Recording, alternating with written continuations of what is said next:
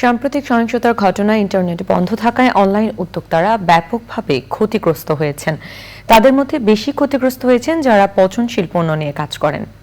দেশের কোনো দুর্যোগে ইন্টারনেট বন্ধ করলে অনলাইন উদ্যোক্তাদের জন্য একটি বিকল্প ব্যবস্থা রাখার দাবি করেছেন উদ্যোক্তারা। বিস্তারিত জাকি আক্তারের রিপোর্টে। কোটা সংস্কার আন্দোলন ঘিরে সহিংসতার মধ্যে গত ১৭ জুলাই রাতে মোবাইল ইন্টারনেট এবং ১৮ জুলাই রাতে ব্রডব্যান্ড ইন্টারনেট বন্ধ হয়ে যাওয়ার পর অনলাইন ব্যবসা একেবারেই অচল হয়ে পড়ে। ইন্টারনেট বন্ধ ও কারফিউ থাকায় সবচেয়ে বেশি প্রতিবন্ধকতার মধ্যে পড়তে হয়েছে অনলাইনে পণ্য সরবরাহকারীদের। ফারজানা আক্তার দেশে ও প্রবাসী গ্রাহকদের মাছ পৌঁছে দেওয়ার ব্যবসা করেন। পুরো ব্যবসা অনলাইন কেন্দ্রিক। তিনি বলেন, ইন্টারনেট বন্ধ হয়ে যাওয়া এবং কারফিউর কারণে একদিনে তার ক্ষতি হয়েছে ৪ লাখ টাকা। এই ক্ষতিটা তো আছে। ইন্টারনেট বন্ধ হলে যেটা হয়, যারা কমার্স তাদের মূলত ক্ষতিটা সবচেয়ে বেশি। আমরা হয়তো কিছুটা রিকভার করতে পেরেছি যখন ইন্টারনেটটা ব্রডব্যান্ডটা চালু হয়, কারণ আমাদের নিজস্ব ওয়েবসাইট আছে। উদ্যোক্তাদের অবশ্যই ডিজাস্টার ম্যানেজমেন্ট বা যে কোনো ঝুঁকি সময়গুলো যাতে তারা রিকভার করতে পারে ওই সময়ের জন্য আলাদা ফান্ড রাখা উচিত।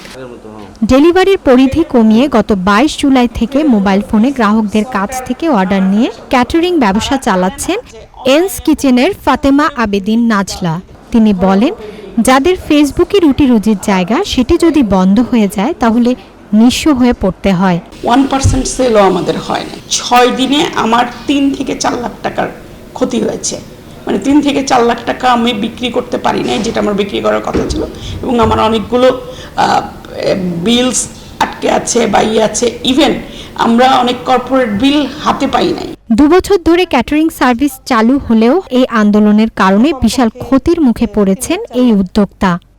বড় অর্ডার যদি বাদও দেই 3 লাখ 4 লাখ, এর মধ্যে তো আমার কয়েকটা জায়গায় কমিউনিকেশন ওরকমই ছিল, কথা ওরকমই ছিল, যেহেতু আমরা সদ্য মার্কেটিংয়ে আমরা শুরু করেছি। এই ক্রান্তিকাল তবেই আমরা উচ্চাতে পারবো যদি সরকার আমাদের আবার একটা ঋণ দিয়ে, আমরা একটা পূর্বের ঋণ শোধ করতে পারিনি, কিন্তু আবার একটা ঋণ দিয়ে যদি আমাদেরকে সহযোগিতা করেন।